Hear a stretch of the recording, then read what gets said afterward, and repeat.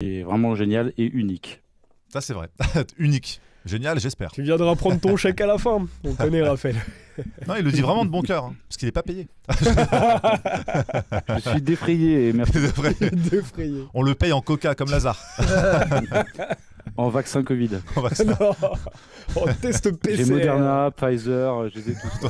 En Doliprane. Bon. Alors, là, c'est quoi le programme ce soir, Raphaël? Déjà, on commence par quoi?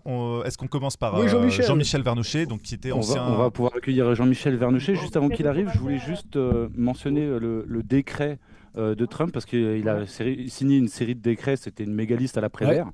Et il y en a un qui concerne, je ne sais pas si vous en avez parlé, la réintégration des militaires non vaccinés avec paiement des arriérés. Ah, je ne l'avais pas vu, génial.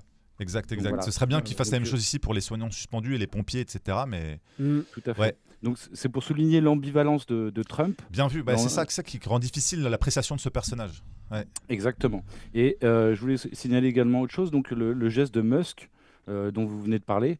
Il a été quand même défendu aux États-Unis par l'ADL, Anti-Defamation League, l'équivalent aux États-Unis de la LICRA. Ah oui.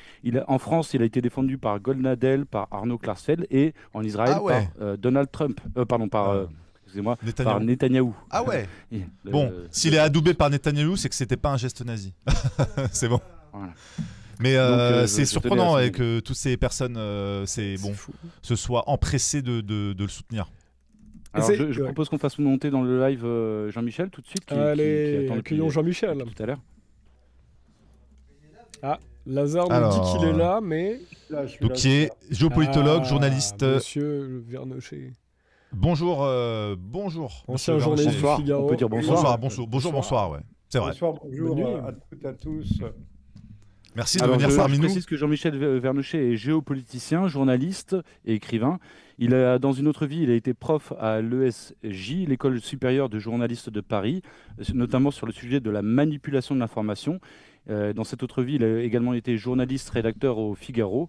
Voilà, c'est un grand connaisseur du Moyen-Orient, une région dans laquelle il a fait de très nombreux voyages. J'ai eu la chance d'être avec lui en Iran en 2014 et au Liban et en Syrie en 2015. Voilà, et donc merci beaucoup Jean-Michel d'être avec nous ce soir. Oui, merci à vous, merci à toute l'équipe. Si on peut peut-être monter un petit peu son micro, Lazare, pour qu'on l'entende au mieux. Sans transition, moi je propose qu'on regarde le zapping et après on va débriefer avec Jean-Michel, notamment les premiers signes et les premières décisions de cette nouvelle administration Trump pour ce qui concerne notamment le Moyen-Orient, la guerre en Ukraine et, si on a le temps, mais j'en doute, ce qui concerne l'environnement proche des États-Unis, c'est-à-dire le Groenland, le Canada et le Panama. Et tu voulais, pour qu'on finisse le programme, tu voulais aussi de l'Afrique, des dernières actualités. Oui, il en est question dans le zapping. Donc c'est un zapping un petit peu long qui dure 5 minutes, sans transition. Je vous propose qu'on Allez, on passe comme ça, on perd pas de temps. Et on revient en plateau juste après avec vous deux messieurs. À tout de suite. Un cessez-le-feu négocié in extremis, mais après 15 mois d'horreur, le bilan humain est encore plus effroyable qu'on ne le pense. Autant de facteurs qui compliquent le décompte. La revue médicale britannique The Lancet a montré qu'à cause de ses difficultés à identifier les victimes, le ministère de la Santé de Gaza sous-estimait largement le nombre de décès. So that means that during that period in June, the ministry was saying that around 37,000 were killed. In the study, we find that around 64,000 with a confidence interval of around 55,070. Des résultats terrifiants qui ne prennent même pas en compte les décès indirects imputés à la famine ou aux maladies causées par les attaques israéliennes. Si l'on prend en compte ces morts indirectes, le bilan monte à plus de 100 000 selon le rapport américain Cost of War et à 186 000 selon The Lancet. Ces hommes en armes sont des policiers palestiniens du Hamas, redéployés dans la bande de Gaza depuis le début de la trêve dimanche. Portant des uniformes pour certains, tous armés de Kalachnikov, ils sont des milliers au nord et au sud du territoire. Ils sont chargés de maintenir l'ordre et de reprendre le contrôle des zones quittées par l'armée israélienne. On ne connaît pas beaucoup sur ce qu'a été le sort où elles étaient placées, ces otages, parce qu'en fait, d'abord, les services secrets israéliens, le Shabak et le gouvernement israélien ne veut pas que ces otages qui reviennent, sont rapatriés, parlent aux journalistes. D'ailleurs, ils ont appris une leçon parce que justement, la première expérience, les premiers otages, les 2 premières otages qui ont été rapatriés s'appellent Yochevet Lifshitz et Nurit Cooper de Kibbutz Nir Oz, qui ont été délivrés à la première vague. On commençait à parler qu'elles ont eu quand même, c'est pas une célébrité d'être pris en otage, c'est pas quelque chose de sympa, mais elles ont quand même dit qu'elles étaient traitées d'une manière respectueuse par le Hamas, qu'elles ont eu des services médicaux, qu'elles ont eu à manger, et que même le Hamas ont voulu les rendre en Israël, et qu'Israël avait peur de devoir payer un prix trop cher, et c'est pour ça qu'Israël a refusé de les reprendre.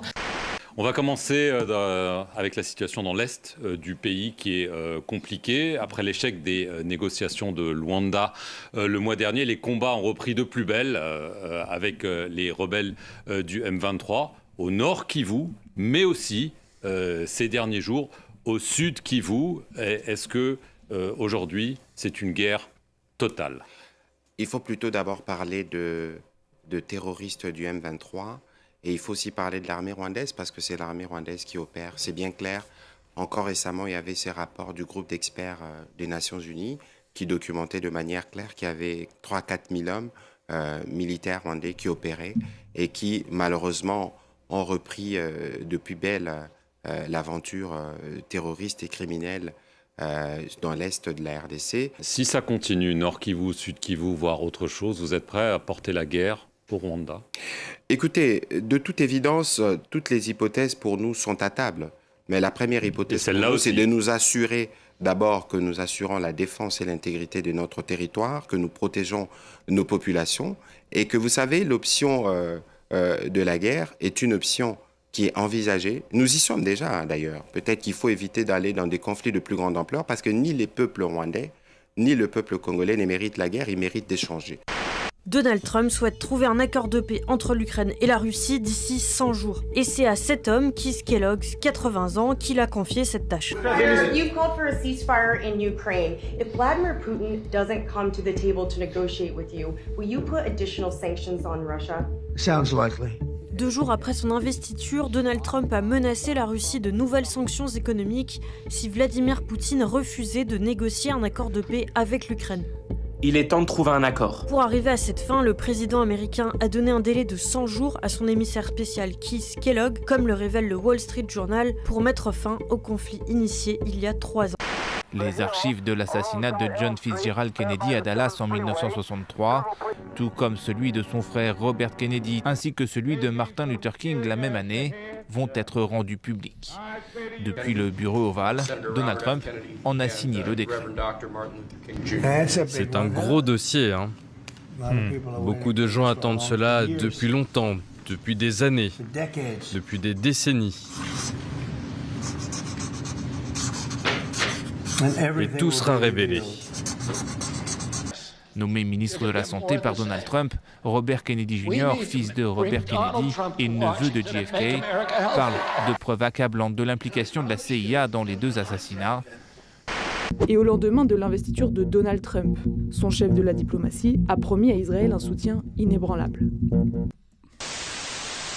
Voilà, un soutien inébranlable des États-Unis pour Israël. C'est malheureusement une constante, quel que soit le président ces dernières années. Jean-Michel, est-ce que tu peux commenter peut-être ces images, à commencer peut-être par le Moyen-Orient? Donald Trump, est-ce que c'est l'allié des Palestiniens, l'allié d'Israël ou aucun des deux? Vous remarquerez que pendant son discours, il a bien dit, et c'est le seul moment où M. Biden et Mme Harris se sont levés de leur siège, qu'il allait faire tout mettre en œuvre pour libérer les otages. Et on peut le croire, pour le reste, il n'a pas mentionné Gaza proprement dit, mais on sait par la bande que Donald Trump a rediffusé un tweet sur X, je crois. J'ai oublié le nom de l'auteur du tweet, mais dans lequel était M. Netanyahou était qualifié de fils de pute.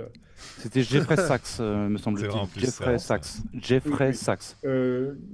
Également, il y avait eu des propos, des échanges très durs, déjà avec M. Biden également. M. Netanyahou n'est pas en odeur de sainteté. Et l'un des dignitaires du sommet de l'État israélien a précisé aussi qu'on lui avait tordu le bras pour obtenir ce cessez-le-feu et qu'il y était farouchement opposé. On sait très bien que la question des otages n'était qu'un prétexte. D'ailleurs, comme le montre bien votre petite vidéo introductive, les otages, certains auraient pu être libérés depuis longtemps et ne l'ont pas été parce qu'il était mieux de les garder pour chauffer à blanc l'opinion et faire accepter les massacres, les ruines. D'ailleurs, je note qu'une chaîne de télévision publique comme France 24, depuis le cessez-le-feu, montre l'état des lieux à Gaza et que cet état des lieux est proprement consternant, désolant.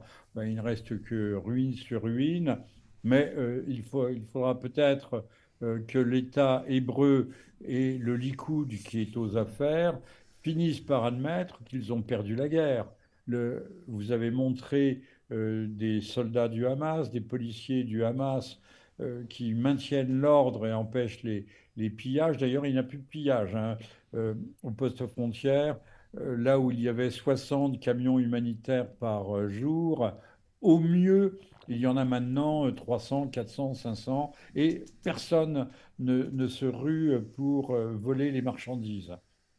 Donc, l'ordre règne.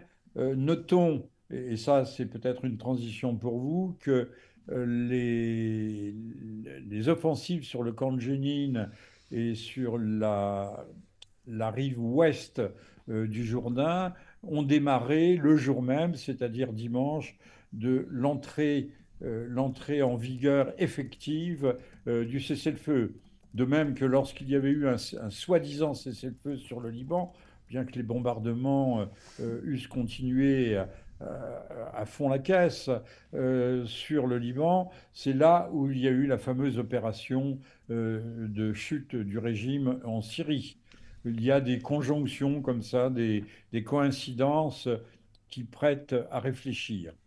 Alors oui, effectivement, le camp de Jenin en Cisjordanie a été attaqué par l'autorité palestinienne il y a 2 semaines environ, et maintenant c'est l'armée israélienne qui a pris le relais. L'ONU a dénoncé cela très récemment, aujourd'hui même, puisqu'il y a eu plus de 10 morts et une quarantaine de blessés, et la plupart n'étaient pas armés, visiblement, d'après les rapports de l'ONU. Donc on voit bien effectivement que malheureusement il y a une opération de grande ampleur avec l'armée et les colons en Cisjordanie qui semble commencer. Monsieur Netanyahou et sa bande de Likoudniks veulent absolument le Grand Israël. Le Grand Israël, c'est une partie de la Syrie, mais aussi un petit bout éventuellement de l'Irak. C'est le Liban dans sa totalité. C'est une grande partie, en fait, de tout le désert du Negev jusqu'au Sinaï. de Suez. Ces gens sont insatiables et ont cru qu'ils avaient le vent en poupe, mais avec l'administration Trump, aussi pro-sioniste soit-elle, puisqu'il y a des sionistes chrétiens, les sionistes chrétiens sont ceux qui veulent que le peuple juif soit réuni sur la Terre Sainte de façon à ce que ce qu'arrive enfin, ou revienne pour les chrétiens, revienne le Messie, et arrive pour les Juifs, qu'il arrive pour les Juifs pour la première fois. Donc, vous savez, ce sont 2 religions antinomiques, mais on a créé des fusions et des confusions tout à fait artificielles. Donc, la partie n'est pas gagnée pour M. Netanyahou, et je pense que M. Trump ne lui mènera certainement pas la vie facile, parce que s'il y a une constante dans les discours trumpistes, c'est bien la volonté de la paix. Alors, effectivement, pour parler de l'espoir du gouvernement Netanyahou, on voit que ça date d'hier. La deuxième phase de l'accord de cessez-le-feu n'aura pas lieu, estime un ministre israélien. Alors, il s'agit de David Amsalem, qui l'a déclaré à la radio officielle de l'armée israélienne, que la deuxième phase de l'accord de cessez-le-feu n'aura pas lieu, comme le rapporte le quotidien israélien Haaretz. Citation, « Je le sais, tout le monde le sait, elle n'aura pas lieu parce que le Hamas n'acceptera pas de désarmer et de démilitariser la bande de Gaza. Israël reprendra la guerre de manière décisive une fois la première phase mise en œuvre et ne passera pas à la deuxième. » Donc ça, ce sont des déclarations, hein, on verra bien ce que seront les faits. Et aujourd'hui même, concernant le Liban, Israël cherche le soutien de l'administration Trump pour retarder le retrait de ses forces du Liban Sud, selon son ambassadeur aux États-Unis, Michael Herzog, qui a déclaré lors d'une interview à la radio officielle de l'armée israélienne, encore elle, que l'État hébreu était en pourparlers avec l'administration Trump pour prolonger sa présence militaire dans le sud du Liban après dimanche 26 janvier, c'est-à-dire l'échéance des 60 jours qui avait été fixée au moment du cessez-le-feu. Alors, je voudrais également que tu réagisses, Jean-Michel, à ces deux informations qui concernent la CPI, puisque le 10 janvier 2025, dans l'entre-deux avant l'investiture de Trump, un projet de loi a été adopté à une large majorité à la Chambre des représentants le jeudi 9 janvier, et qui propose des sanctions pour tout étranger qui aide la Cour pénale internationale dans ses tentatives d'enquêter, de détenir ou de poursuivre un citoyen américain ou d'un pays allié qui ne reconnaît pas l'autorité de la Cour. Le Sénat devrait faire de même. Alors il faut savoir que pendant son premier mandat, et il avait déjà fait un tel décret, une telle loi, mais qui avait été retoqué par Biden, et là il vient de rétablir donc cela.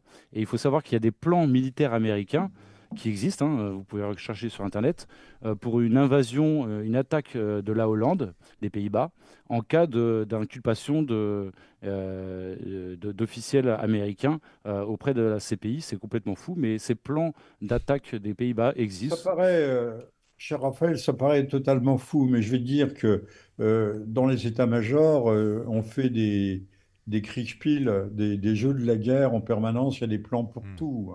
Oui, c'est vrai. Même pour l'invasion de la France, j'imagine. On voit mal les Américains. À la rigueur, ils peuvent aller au Groenland, c'est 3500, 4000 habitants pour un territoire gigantesque. Ils peuvent aller au Panama. L'armée du Panama doit se résumer à très peu de choses. Le Canada, c'est une autre paire de manches, mais le Canada est tellement diversitaire, pluriethnique, etc., qu'il ne rencontrera pas d'immense résistance patriotique, et il ne faut pas non plus compter trop sur le Canada français, le Québec, qui eux aussi ont été dissous dans un magma polyethnique assez effrayant. Parce que c'était quand même, le Canada est jusqu'à présent, avec M. Trudeau, l'un des pays phares, pilotes pour le wokisme et la société universitaire. Bon, alors revenons à ce que vous disiez, vous avez apporté trop d'informations peut-être, cher Raphaël, tu as apporté en même temps. J'aurais voulu revenir rester encore une seconde sur Jénine et l'action en Cisjordanie, que les Israéliens appellent la Judée-Samarie. D'ailleurs, c'est ça qui est inquiétant, qui peut être plus inquiétant, c'est que l'Amérique n'est pas l'Europe. Il ne faut pas du tout essayer de comprendre, de voir l'Amérique avec nos yeux. L'Amérique, c'est un autre monde. Ce n'est pas seulement le Nouveau Monde, c'en est un autre, radicalement différent du nôtre. On est plus proche, à la limite, d'un Algérien, d'un Tunisien ou d'un Marocain, aussi musulman fut-il que nous ne le sommes d'un Américain. Hein, ces gens boivent des grands crus dans des gobelets en carton. Voilà, bon, ça paraît extraordinaire, mais c'est comme ça. J'ai perdu le fil de mon propos. Monsieur Trump a été soutenu par les évangéliques. Les évangéliques, ils ne sont pas tous pas judéo-protestants, ça, toute l'Amérique l'est. Ils ne sont pas sionistes proprement dit, pas tous. Mais les évangéliques représentent à peu près 30 millions de votants, si ce n'est plus, en Amérique même. Je crois que la totalité de ce groupe religieux, c'est 60 millions. Je note aussi au passage, quand même, il faut le mentionner, que pour la première fois, les catholiques n'ont pas voté démocrate, mais ont voté majoritairement, je crois, 54 ou 55% pour Donald Trump. Alors, Donald Trump a également annulé un décret, un décret de M. Biden qui avait fait emprisonner, mais c'est un tout petit chiffre, une vingtaine de colons israéliens de Cisjordanie qui s'étaient particulièrement signalés pour leur brutalité, leurs actes criminels et autres. Et M. Trump est revenu dessus. Mais ça ne concerne que 20 individus. Alors voilà, ce que je voulais dire, c'est que beaucoup plus inquiétant, c'est que l'ambassadrice de la fédération américaine, c'est une fédération, hein, de l'Union américaine aux Nations Unies a déclaré que Israël avait un droit biblique sur la Judée-Samarie. Ça, c'est plus inquiétant. À ce moment-là, on peut déclarer un droit biblique du Nil à l'Euphrate. Hein, c'est le fameux plan Yodé-Dinon, mais c'est aussi ce que dit l'Ancien Testament, enfin dit. Maintenant, il est curieux qu'on relaye ce type d'informations dans un monde, je parle d'une autre, dans la vieille Europe où tout le monde est aujourd'hui au mieux agnostique et plutôt à tendance athéiste. Ça paraît extravagant que cette terre qui n'a pas été occupée pendant 2000 ans, tout d'un coup devienne la propriété exclusive d'un seul peuple. Je rappelle que l'État hébreu a comme désignation, c'est une loi de 2018, si je ne me trompe, c'est un État mono-ethnique, c'est le seul au monde, c'est l'État juif. Nous, on n'a pas déclaré que la France était un État mono-ethnique, uniquement auvergnat, breton, basque, alsacien, flamand, que sais-je, occitan. Non. Donc c'est quand même une exception parmi les exceptions. Et là, il faut veiller au grain. Maintenant, il faut aussi attendre et voir ce qu'il en sera réellement. Comme je l'ai dit, M. Trump n'aime pas forcément autant que cela M. Netanyahou, qui pourtant a été un des premiers à se rallier à sa candidature. Hein. Oui. Donc les liens existent, mais sont des liens qui gangrènent aussi bien la France que je qualifie pour la France, c'est le national-sionisme. Et pour l'Amérique, c'est le siono-patriotisme. Pourtant, si je peux, si je peux me permettre, je me demandais, M. Vernochet, Trump, c'est pourtant celui qui a rapatrié l'ambassade américaine de Tel Aviv à Jérusalem, ce qui est un acte assez fort symboliquement. Qu'est-ce que vous en pensez? Symboliquement, oui. Oui, ben c'était déjà, encore une fois, derrière lui, il y a les chrétiens évangéliques, il a un socle, un véritable socle. C'était pour les contenter, c'est ça? C'était pour gagner du temps? Je vous ferai observer, si vous regardez bien les images de sa prestation de serment, il n'a pas prêté serment sur la Bible. Alors, il y a un commentaire d'un internaute qui en parlait il y a quelques secondes. Comment vous l'interprétez, ça? Cécile, qui demandait Trump à prêter serment sans mettre sa main sur la Bible. Est-ce que ça a une importance? Non, c'est pas toujours le cas. Obama a reprêté serment en privé. Alors, je sais pas si c'était sur le Coran ou sur la Bible, mais c'est pas une obligation stricte. Certains présidents américains, bien que je ne sois pas spécialiste de l'histoire constitutionnelle américaine, ont prêté serment sur la Constitution. En fait, si vous regardez bien, Melania Trump était derrière, il y avait 2 livres. Donc j'imagine il y en avait un qui était l'Ancien Testament ou la Bible, et peut-être les Évangiles. Et elle était juste à côté de lui lorsqu'il a prêté serment, mais il n'a pas posé la main dessus. On peut préciser également qu'il avait posé la main pour son premier mandat. Il avait vraiment posé la main sur la Bible lorsqu'il a prêté serment pour son premier mandat. Alors, juste une chose par rapport, je ne sais pas si je l'ai dit tout à l'heure quand même, les États-Unis préparent une loi sanctionnant la CPI pour ses mandats d'arrêt contre Netanyahou. Ça, c'est quand même... Enfin, de là à envahir les Pays-Bas. Non, c'est vrai. Mais c'est vrai qu'il n'est pas un chantre des instances multilatérales. De toute façon, les États-Unis n'ont pas ratifié le protocole de la CPI, donc ils n'y sont pas soumis. comme un certain nombre sur les mines antipersonnelles ou un certain nombre d'actes fondateurs de la communauté internationale. Par contre, je note que dès aujourd'hui, on parlait de désarmement nucléaire, de réduction des arsenaux, et ça, vous voyez, il y a les deux côtés. Il y a ce qui est positif et il y a les ombres au tableau. Tout à fait. Ça serait merveilleux, ça serait insensé que tout ne soit que lumière irradiante. Alors justement, par rapport aux signes peut-être inquiétants, il y a donc le fait que Trump vient de classer, alors c'est pas les Houthis au Yémen, c'est Ansar Allah, si je ne me trompe pas, comme organisation terroriste. Et dans le même temps, Al-Jolani et donc HTS bénéficient d'une grande mansuétude de l'Occident. Quel est ton regard par rapport à la Syrie? D'un côté, on a la Turquie qui soutient HTS au pouvoir à Damas et qui demande la levée des sanctions américaines, le code Caesar, les fameux embargos qui frappent très durement la Syrie depuis plus de 5 ans maintenant. Et de l'autre côté, Israël demande à ce que ces sanctions ne soient pas levées. Qui va gagner dans ce bras de fer? À qui Trump va donner raison? Il y a plusieurs choses, mon cher Raphaël, et trop à la fois. Commençons par les Houthis.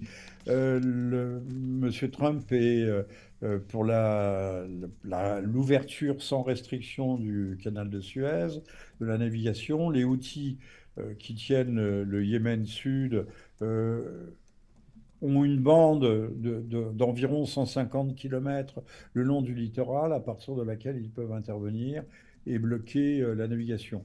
Donc, l'une des bases, c'est le rétablissement de cette navigation. Ceci dit, les Houthis, il y a eu une opération conjointe américano-israélienne il y a peu de temps, avec une centaine d'appareils de combat, de bombardiers et autres, et de missiles. Mais les Houthis, c'est un gros morceau. On ne se rend pas compte, les Houthis disposent de missiles hyper véloces. Certains ont d'ailleurs été frappés Israël. Et c'est une armée de 300 000 hommes et une armée aguerrie par X années de guérilla et de guerre contre l'Arabie Saoudite. L'Arabie Saoudite ayant perdu cette guerre dans laquelle nous avions déjà envoyé, prêté, soi-disant, nos fameux canons César. Mais la France joue des jeux extrêmement troubles. La France moderne, actuelle, contemporaine, est quelque chose de vraiment exécrable. Alors, il y a des rumeurs aussi, de l'autre côté, d'une nouvelle opération iranienne de bombardement sur des cibles exclusivement militaires ou industrielles, évidemment. Mais là, c'est une ombre aussi au tableau. Alors, pour l'instant, ce n'est qu'une rumeur. On verra bien si elle se trouve concrétisée ou pas. Mais Israël est quand même dans la nasse. Notons, puisque l'on parlait à l'instant de la situation, que M. Biden, in extremis, a attribué 8 milliards de dollars d'armement, mais qui nous dit que cette attribution ne va pas être remise en question, parce que l'Amérique fait indéniablement des économies, et que sans munitions, sans bombes, sans projectiles divers et variés, de la Kalash à la Howitzer. La Howitzer sont les canons de longue portée de 150. On ne peut pas faire la guerre. Or, Israël peut se trouver confronté. Maintenant, il n'y a plus d'État tampon entre la Turquie, pilier oriental de l'OTAN, je ne l'ignore pas, mais qui a des ambitions territoriales sur la Syrie. Ils vont se retrouver comme en 1939, après la rupture du pacte germano-soviétique.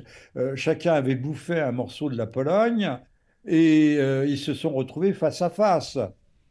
Ce qui a permis d'ailleurs l'opération Barbarossa et l'invasion réciproque. Là, il n'y a plus d'État tampon en la personne, si je puis dire, de l'État syrien.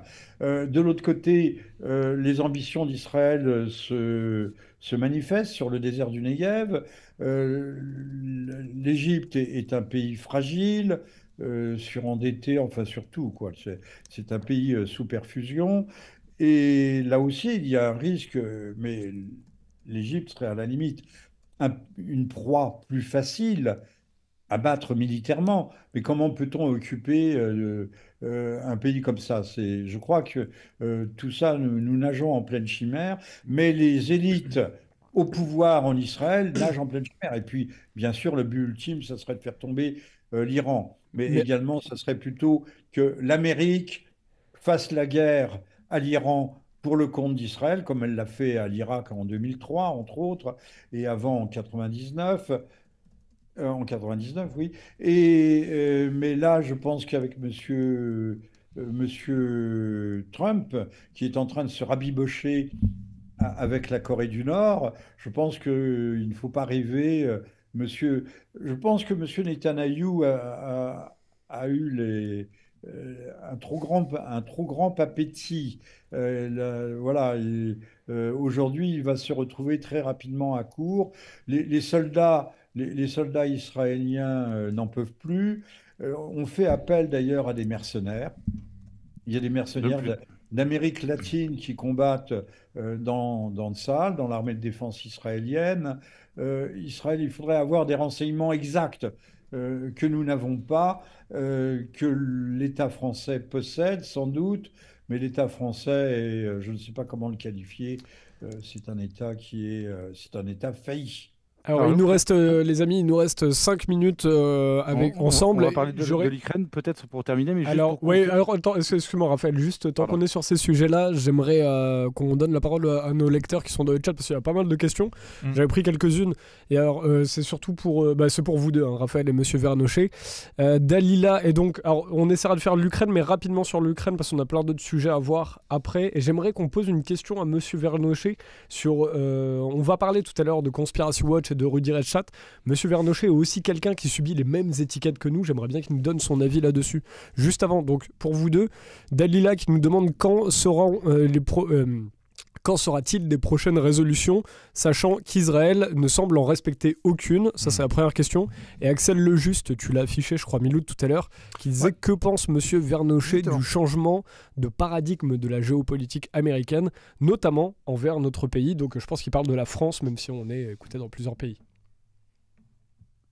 Depuis 76 ans, Israël n'a jamais respecté la moindre résolution des Nations Unies, le moindre accord de cessez-le-feu. Quand il y a eu une paix, la paix des braves qui avait été signée avec M. Rabin, entre M. Arafat et Rabin, celui-ci a été assassiné à très bref délai. Ce qui me fait penser que M. Trump, vous l'avez dit tout à l'heure, a annoncé qu'ils allaient déclassifier les dossiers de l'assassinat de John Fitzgerald Kennedy. On l'attend. On l'attend d'urgence. Mais enfin, il n'y a pas que ça. Hein. Il y a aussi le 11 septembre, ça serait pas mal.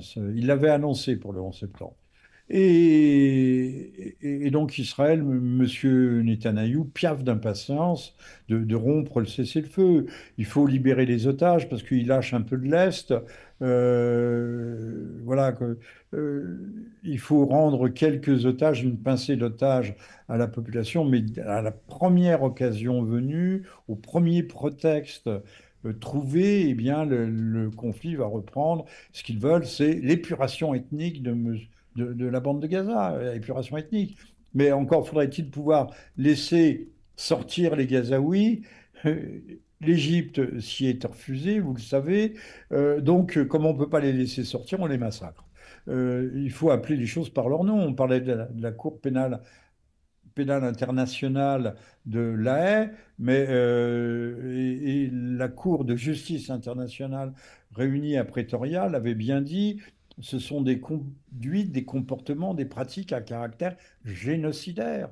Je pense que si on se réfère aux chiffres de The Lancet, qui est une revue médicale anglaise, on a dépassé déjà les 200 000 morts, hein, en additionnant tout et en allant au-delà. Puisqu'on dit toujours les morts comptabilisés par le Hamas. Le ministère de la Santé, c'est le Hamas. Mais non, mais ils sont très en deçà de la vérité, puisqu'il y a des critères des Nations Unies pour identifier un cadavre. Et là, chaque mort répertoriée correspond à un cadavre identifié. Bon, mais les 200 000 morts sont tout à fait vraisemblables. Jusqu'où ira-t-on avec, il faut le déplorer, surtout la complicité le silence d'une lâcheté insigne de la part des autorités morales européennes, françaises en particulier, universitaires, juridiques. Tout le monde, et à juste titre sans doute, se préoccupe du sort de M. Boualem Sansal, mais personne ou très peu se préoccupe du sort des Palestiniens. Arrêtons le bain de sang. Et comme je le dis souvent, et je termine là-dessus, on n'est pas obligé d'aimer les Palestiniens ou les Arabes pour déplorer un massacre et pour en demander l'arrêt. Voilà. Alors Raphaël, très rapidement sur l'Ukraine, il va falloir qu'on enchaîne, c'est presque 40 minutes. Justement, si je peux, j'aimerais demander l'avis de Jean-Michel Vernochet, puisque Trump avait dit 24 heures, maintenant c'est 100 jours. Trump parle de cessez-le-feu quand Poutine parle d'un règlement international et global. Est-ce qu'ils parlent le même langage? Est-ce qu'ils vont réussir à s'entendre? Écoutez, le règlement global de M. Poutine, c'est redéfinir les critères de la sécurité en Europe. Arrêter l'avancée vers l'est de l'OTAN, le grignotage, le resserrement de ce qu'on appelle le Rimland, cette ceinture de sécurité qu'on a établie autour de la Fédération de Russie. D'ailleurs, sous prétexte de contrer éventuellement une attaque iranienne, on avait installé, vous savez, un système de défense antimissile, mais qui s'est installé dans les pays baltes, en Pologne, en Roumanie, enfin un peu partout, à quelques encablures des frontières russes. Mais c'était soi-disant contre l'Iran. Enfin, ça ne trompait personne. Fut un temps, je le rappelle, où M. Poutine grattait à la porte de l'OTAN, voulait entrer dans l'Europe, et puis on a tout fait pour l'en dissuader. Je pense qu'il y a des raisons qui ne sont pas seulement de grande concurrence géopolitique ou géostratégique entre le monde atlantique. Il y a aussi des raisons, j'imagine pas, j'hypostasie à peine, qui sont d'ordre eschatologique et messianique. Bon, ne pas oublier que Moscou se veut être la troisième Rome, et ça, c'est quasiment impardonnable. Toujours est-il que c'est vrai, M. Poutine va s'attacher à obtenir un règlement général, un règlement de sécurité qui garantisse la sécurité, donc le désarmement de l'Ukraine, sa neutralité, et pas seulement pour une période de 10 ans ou de 20 ans. Ce n'est pas un bail amphithéotique, mais pour le demi-siècle ou le siècle, ou plutôt pour le siècle à venir. Maintenant, je ne sais pas s'il obtiendra, mais les intérêts économiques, financiers américains, vous savez que BlackRock, Cargill et d'autres encore, les fonds de pension possèdent une grande partie des terres ou exploitent une grande partie des terres ukrainiennes. Le blé est une denrée d'ordre stratégique. Tous ces gens auront peut-être à cœur de trouver un terrain d'entente. Mais il faut garder en tête, à l'esprit, que dans un an, l'Ukraine n'existera peut-être plus. Très intéressant. Avec plaisir d'en reparler dans de futures émissions. Ça devrait faire l'objet d'une plus longue émission, parce que c'est passionnant, il y a beaucoup de choses à dire en tout cas. On fera une longue émission avec Monsieur Vernochet, s'il acceptait Raphaël. Ce serait passionnant. Merci à vous deux d'être passés. C'est bon Raphaël, on a vu les sujets. Je crois qu'on a parlé de tous les sujets. Je voulais juste mentionner que, puisque Jean-Michel Vernochet a parlé du tweet de Trump qui relayait une vidéo de Jeffrey Sachs, qui était peu amène envers Netanyahou, c'est le moins qu'on puisse dire. Et il a bien dit, effectivement, comme le disait Vernochet, Jeffrey Sachs, qui est un professeur émérite, je crois, à l'université de Columbia, qui a dit que la guerre en Ukraine, la guerre en Irak de 2003, c'était sur injonction de Netanyahou. Il le dit clairement. Oui. Et le fait que ça a été retweeté par Trump, c'est pas anodin. Merci Raphaël, merci à vous deux. Monsieur Vernochet, oui. Monsieur Vernochet a-t-il une chaîne? Est-ce que vous avez une plateforme? Où est-ce qu'on peut vous suivre, monsieur Vernochet? Vous avez des livres, je crois. Ah non, mais je parle sur Brochu TV, qui est une télévision québécoise. D'accord. C'est plutôt sympathique, et sur un certain nombre d'autres. Demain soir, je parlerai sur TV ADP, qui est une TV qu'on connaît bien. Ouais. Eric Montana. D'Eric Montana, tout à fait. Juste avant qu'on vous laisse partir, justement, on en parlait hier avec Raphaël au téléphone quand il me proposait votre venue. Et je voulais en parler avec vous parce que tout à l'heure, on va parler très rapidement de Rudi Redstadt. Je vais mettre un petit extrait parce qu'on a retrouvé à quel point ils ne produisent aucune connaissance et ils ne font que du fichage. Et vous n'avez pas échappé à ce fichage. On vous met des étiquettes alors que vous avez travaillé dans des rédactions. Vous êtes quelqu'un, vous faites un travail très rigoureux. On peut trouver sur votre page Wikipédia, comme pour Nexus, on est d'extrême droite. Même quand on vote à gauche, on est d'extrême droite. Il n'y a plus aucune logique, il n'y a que de l'étiquetage. Qu'est-ce que vous pensez, vous, de ce monde d'aujourd'hui ? Qu'est-ce que vous pensez de cette manière de dire... Parce que là, ce que vous venez de nous expliquer, là, ça fait 40 minutes qu'on écoute votre travail et c'est très intéressant et on n'entend aucun biais. Et si on avait entendu des biais, on aurait réagi. Si on avait entendu un manquement dans certaines sources, on aurait réagi. Et donc, que pensez-vous de cette manière d'étiqueter les journalistes et les gens qui font un travail tel que le vôtre ? Écoutez, nous sommes, je vais le résumer en un mot, nous sommes dans un monde orwellien. On pensait que c'était impossible, que c'était une pure fiction, une pure dystopie, mais nous y sommes en plein. Quand on pense que la RTBF se croit permis de diffuser le discours du président des États-Unis d'Amérique en différé pour pouvoir le censurer. Et ils disent, nous avons un terme technique, ça s'appelle le cordon sanitaire. Enfin, ça s'appelle de la censure. On réécrit presque en temps réel, on va réécrire, ou en tout cas, on va amputer, limiter, biaiser le discours d'un président sous prétexte qu'il pourrait dire des choses impolitiquement correctes. On est dans un monde à la fois de fous, mais c'est une folie extrêmement dangereuse, très inquiétante. Merci à vous deux d'avoir pris le temps de venir ce soir. Merci messieurs, au plaisir de vous revoir bientôt. Oui, à bientôt. Bonne soirée. Bon week-end. Merci.